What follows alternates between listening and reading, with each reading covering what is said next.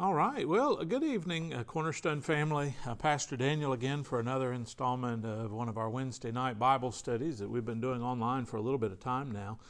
And appreciate your understanding with all that. Of course, we know the time that we're in. It's a difficult time for a lot of people. And we have some viruses going around, things like that. So we're doing some things differently. In the midst of all of that, it strikes me that there's quite a bit of pain and suffering and quite a bit of people who, and even going through the holidays as we're doing, maybe they know somebody who's not going to be celebrating this year with them, and be that because of smaller gatherings or be that because maybe they lost a loved one. A lot of pain in the world, a lot of things that are going on in people's households that are maybe related to this, maybe not.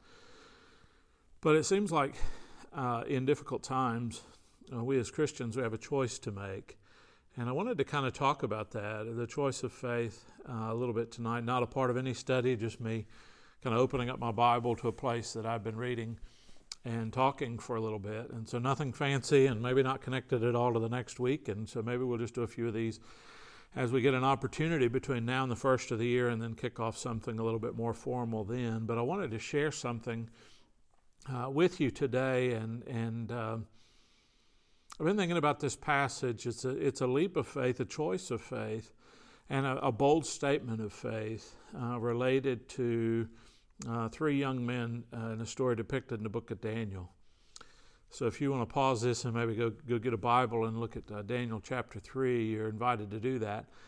In Daniel chapter 3, we have an interesting story. But I want to read a little bit the statement that's made by Shadrach, Meshach, and Abednego. It's interesting, we call them that. Those were their given names, not given by Nebuchadnezzar or the people in charge of that, based on pagan gods. Daniel was renamed also Belteshazzar, but we don't call him that name. And then Hananiah, Mishael, Ananiah, the other names that we know, we don't call them that. We call them Shadrach, Meshach, and Abednego, which were named after their pagan names. These three young men, Daniel was in a different place, I guess. He's not mentioned in the story, but these three young men were put in a difficult position that strained their faith, except it didn't strain their faith. And they make this bold statement, Shadrach and Meshach and Abednego, to Nebuchadnezzar, who was the king of the day.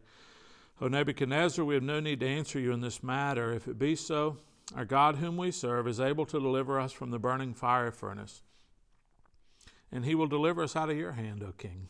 Ooh, that's a bold statement to make to somebody. The three words of faith, but if not. But if not, be it known to you that we will not serve your gods or worship the golden image that you've set up. So here's the background of the story in chapter 3. Nebuchadnezzar sets up this big statue. It's 60 cubits high. It would be extravagantly high. And he tells all of his wise men, all of his magistrates, all of his satraps, everybody who gives him any kind of advice, all the people he's placed over everywhere, they're going to come in and they're going to blow all these trumpets and sounds and things. And when they do that, they're to bow down to these God that's been set up and the gods of the land. And Shadrach, Meshach, and Abednego want nothing to do with it. And so they go through this thing where they do it, and everybody's fine. Scripture even says that everybody bowed down, except they didn't. So what it seems to indicate is that everybody thought everybody had bowed down, and then somebody told on Shadrach, Meshach, and Abednego and said, well, these three guys that you put in charge of parts of these areas, they did not bow down. Well, what does Nebuchadnezzar do? Well, in addition to building his statue, he builds a fiery furnace. Built it too, in addition to the statue, because he's got to say at some point, okay, for those who don't, there's got to be repercussions. Who don't bow down, they're going to be thrown into the fiery furnace. Now, sad to say, you're worshiping a God not who's worthy, but out of threat of being killed. And Shadrach, Meshach, and Abednego, even the threat of being killed, and they're like, so what? Our God is bigger. And the relationship, I think, to that today is, many of us would say things are not going our way. 2020 is not going our way. The things that we're having to do or doing out of choice or whatever are not the way we would prefer. the way we celebrate the holidays, the way we do this, the way we do that is just not our preference. Things aren't going our way. And so where's our faith to say, even if things aren't going our way, God can fix all these things. But even if he doesn't, there's something in this. There's a lesson in this. And so let's dive into that story a little bit and then see a little bit of the background of that and then jump to one verse that Jesus uses to teach us about this. The rest of chapter 3 goes on. Shadrach, Meshach, and Abednego say, we're not going to do it. Our God can save us, but even if he doesn't, we're not worshiping your gods, Nebuchadnezzar. Number one, you're not God. Number two, any statue you make, you're not God. Any statue that is made is by definition not God, but an idol. They know that from their teaching growing up.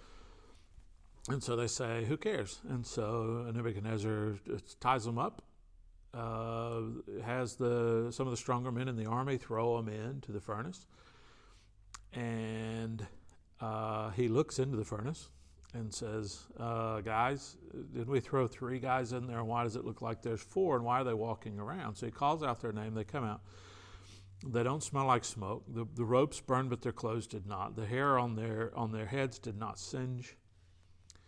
It's a great story about the power of God, because at one point they say that the fire had no power over them. And really it is a God over nature. That nature has the power that God gives it and no more. And so if God takes away the power of fire, then it does not burn.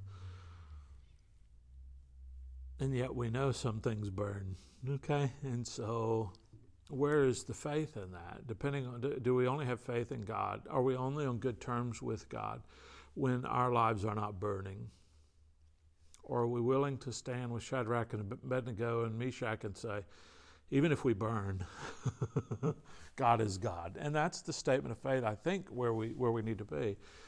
Shadrach, Meshach, and Abednego didn't come to this place out of a vacuum. This is not the first time we hear of them. If you recall, there are characters that are made known to us in chapter 1 where they, along with Daniel, are taken out of their homeland.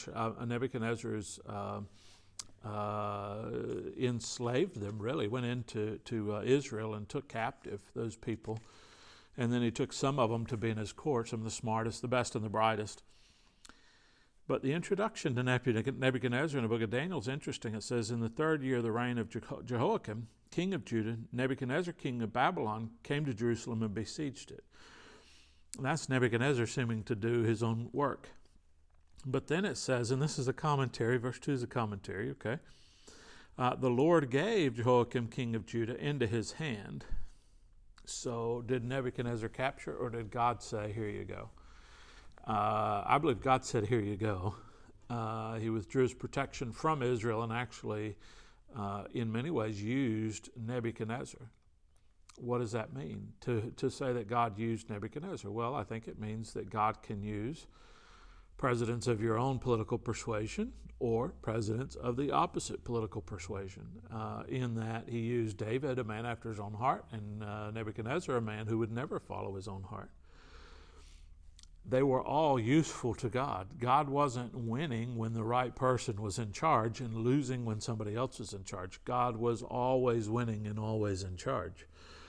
The question is, can we see God as winning when our person is not in charge? And that was set to be true during these people's time.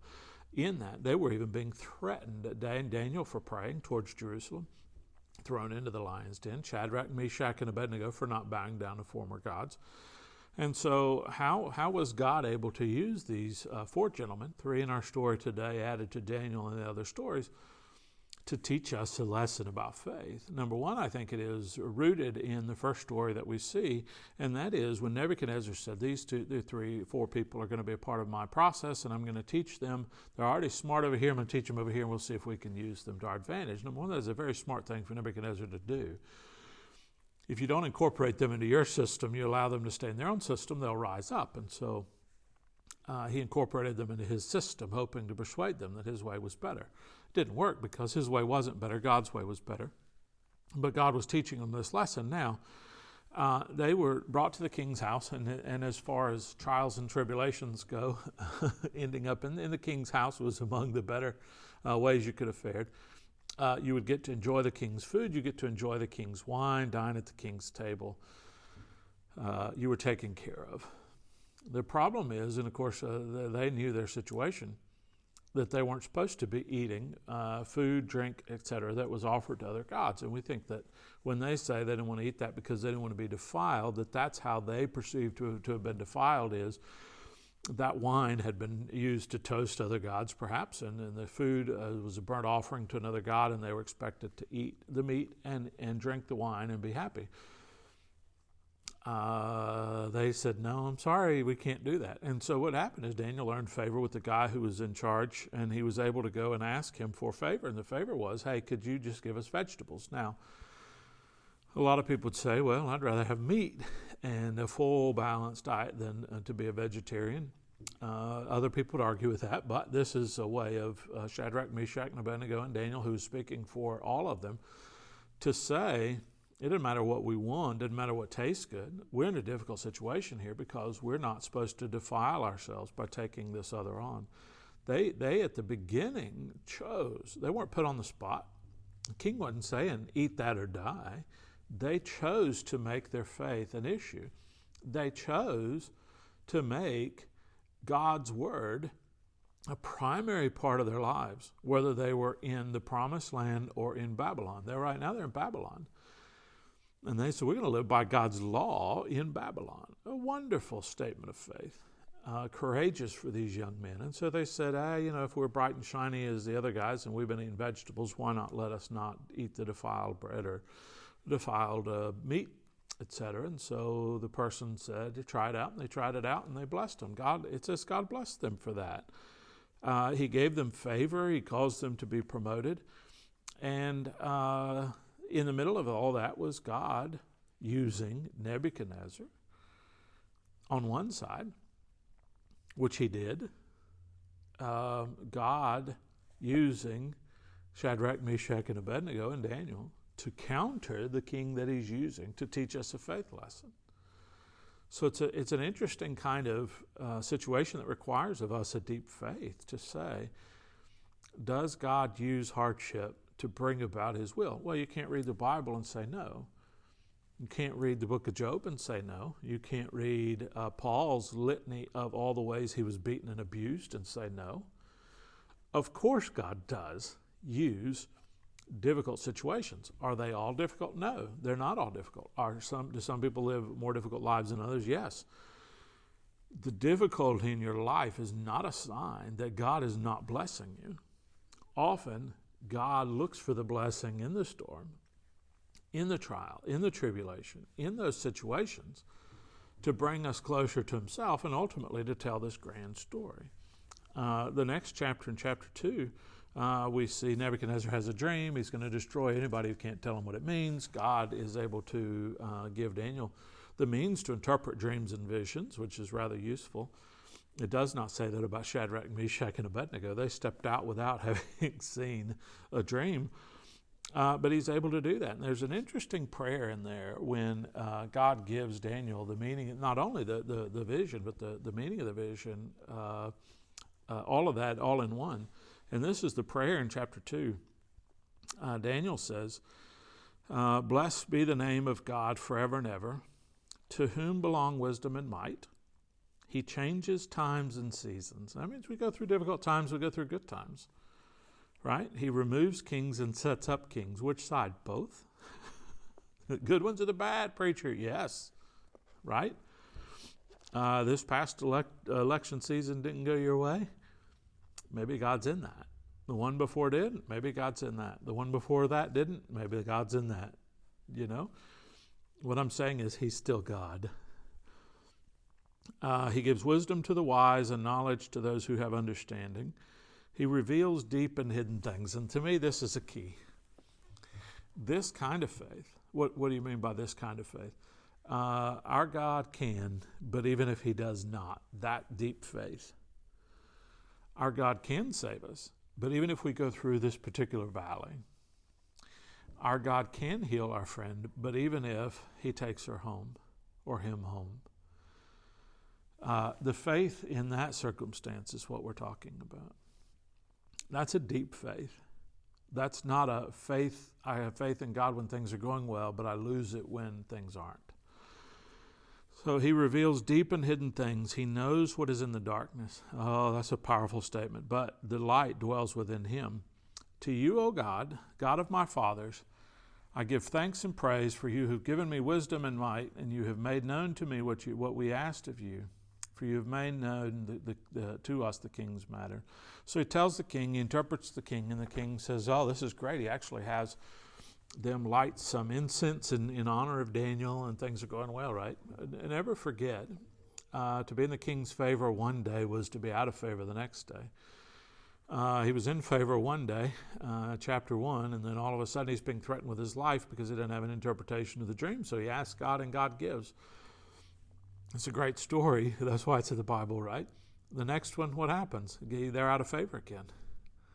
They're standing there saying, I'm not going to bow down to your God. Do you remember the God that showed me the dream? Same God I'm bowing down to today, and it ain't you, Nebuchadnezzar. Come on, man. What's going on here? Stop threatening us. But that's what Nebuchadnezzar does. That's who Nebuchadnezzar is. And so the next passage is the golden image and the fiery furnace. Not long after that will be the lion's den. Hey, this idea that while we're in this world, we're going to have people's favor is just ridiculous. The other thing about the story with Nebuchadnezzar, with the fiery furnace is, in verse 8 it says, that they blew all of these, the pipe and the horn and the lyre and the trigon and the harp and the bagpipe, and everybody bowed down. So everybody's happy, right? And then it says, therefore at the time certain the Chaldeans came forward and accused the Jews, saying, oh, look, these Jews that you put over here and over there, they don't bow down. They're not going to worship. What about them? They should go in the fiery furnace. It wasn't even Nebuchadnezzar who got them. They were betrayed by their neighbors. And so we live in a life where we got to look around and follow our back, right? Because there are people who aren't for us. If we're for God, the people around us aren't for us. And Jesus states that over and over again, and sometimes we forget that. So they drag these men in, Meshach, Shadrach, and Abednego, who are named after these gods, pagan gods. And they say to them, is this true? That's what he says in verse 16 there, 15, small print. Now, if you're ready when you hear the lights, okay, if this is true, Shadrach and Meshach, that you did not, I'm going to give you an opportunity. He says, oh, no, we're going to play these things and you bow down. What do you have to say to that? And Shadrach, Meshach, and Abednego say, we don't have a need for you to play those. They say it in this way. They say, we don't have a need to answer you. But they say, basically, Nebuchadnezzar says, I'm going to play this horn one more time. You're going to bow down. And the guys basically look at him and say, you play that horn all you want to. We're not bowing down. So you might as well not even play the horn again. Go and throw us in the furnace. That's what they said. And they said, God is able to save us, which is a tremendous statement of faith, to know that God is able to save us. And then they say, but even if he doesn't. Now, they had faith in a God who could burn the ropes surrounding them, but not the clothes that were right next to the rope. That's how great our God is. I have a smoker at home. I love to grill and cook and do, again, I wouldn't be the best vegetarian. We throw some meat on that grill and we eat it. And so, but when I put all that charcoal in, the lump charcoal, and I light that thing and we got a fire going for a while, when I come back in, I smell like smoke. And I wasn't even burned. I wasn't in the fire. I was just lighting the grill. These guys, we serve a God who allowed them to be in the fire but didn't even smell like smoke. It's a tremendous thing, okay? That's the God we serve, but we need to remember that. And so part of it is this idea of spiritual awareness, which they were, aware of their spiritual God even in the midst of this situation, while their physical needs were being threatened. And that's, I think, a lot of the issue. So they did without food to kind of remind them that God is in charge and better than food, okay? And so I was looking at that, thinking about the two stories and how they parallel, because I believe the first one where they said, oh, we'll be vegetarians, we'd rather not eat meat than eat the king's meat. And so with this idea of us needing our physical needs met. And it's that kind of brings us into question when things aren't going well, when we face hardship and hard times, difficulty all around, that we start thinking, God, where are you? What are you doing? And the fact is that God can work in that too. We just need to look for him in that way. There's a passage in Matthew chapter 4. You say, well, I'm not sure that everybody goes through this hard time. Well, Matthew chapter 4, then avoid that altogether, because it's about the temptation of Jesus. So Jesus in Matthew chapter 4 was led up, it says, by the Spirit, into the wilderness to be tempted by the devil. What do you mean in the wilderness? Well, a lot of times we have a wilderness experience. The Israelites had a wilderness experience, and yet God was their manna for them. So we have that situation. Led up into the wilderness to be tempted by the devil. What does that mean? That means we believe God was using this temptation of this devil, the plans of the devil, to teach us something.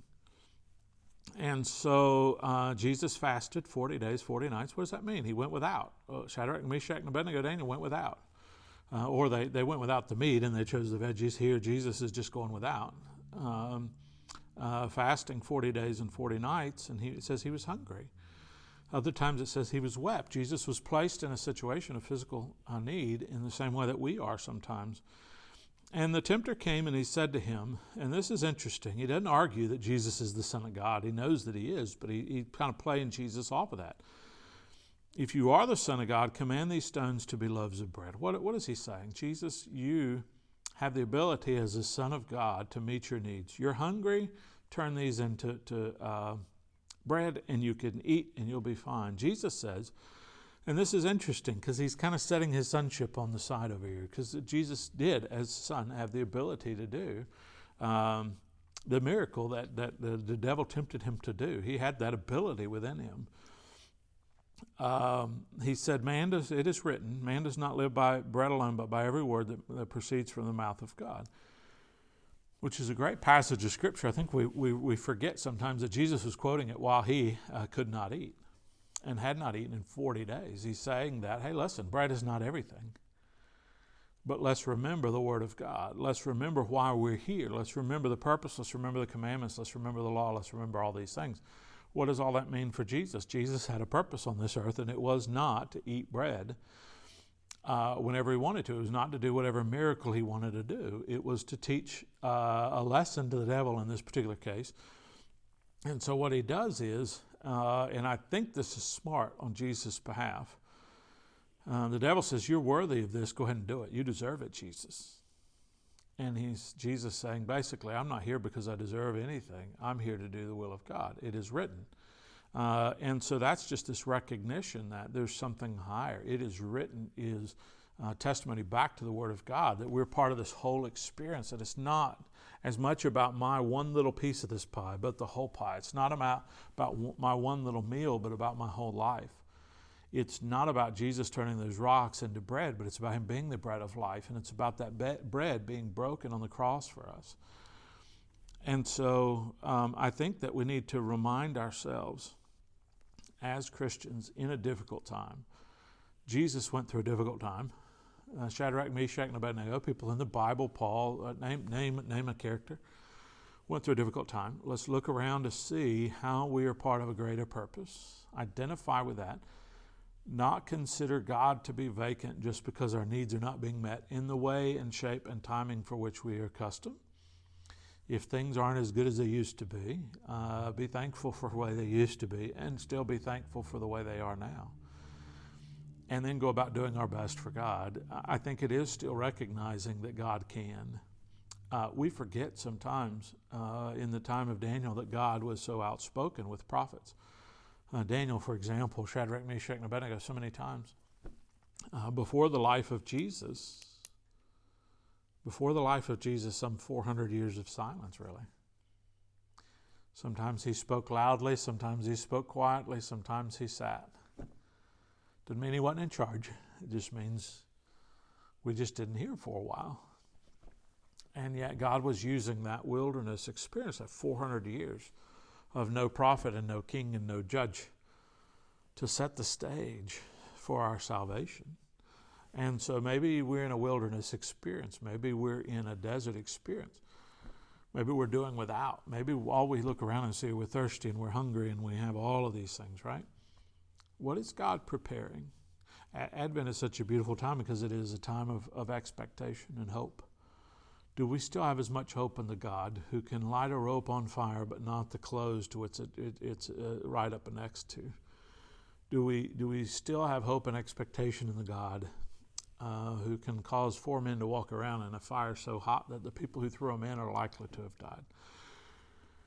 What in the world? We serve a great God. Don't forget that, and don't get so distracted with temporary things. Where is God at work in the difficulty is a great question. And so God used the king's meat as a test to teach us. God used Daniel praying every night as a test, the lion's den, the fiery furnace, the dream, the impossible dream to interpret. God used all of those things for our good. If God is dragging us through a bad time right now, God might be using that for the next generation's good. God might be using that for the good of the church. God might be using that for the good of our nation. God might be using that for the good of our neighbor. God might be using that for the good of our families, that we're not out doing all this stuff, that we're home spending time together. So there's all kinds of ways that we could look at that. Be encouraged. Be faithful. Be hopeful. And I'll leave you with these words. My God can, but even if he doesn't, we serve a great God, don't we? God bless you. Hope you're doing well. I just wanted to share these thoughts with you for this Wednesday night program, and I look forward to seeing you again soon.